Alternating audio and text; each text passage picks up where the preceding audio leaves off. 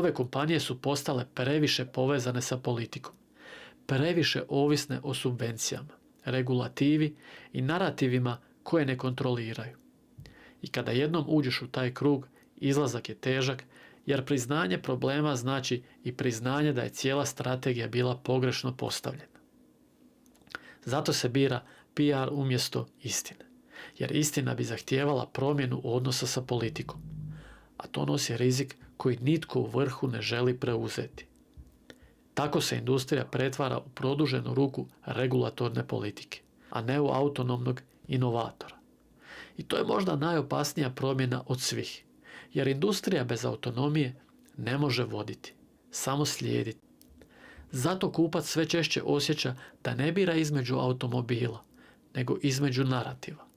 A kada se izbor svede na narativ, povjerenje nestaje jer narativi se mijenjaju, a auto bi trebao trajati desetljeće.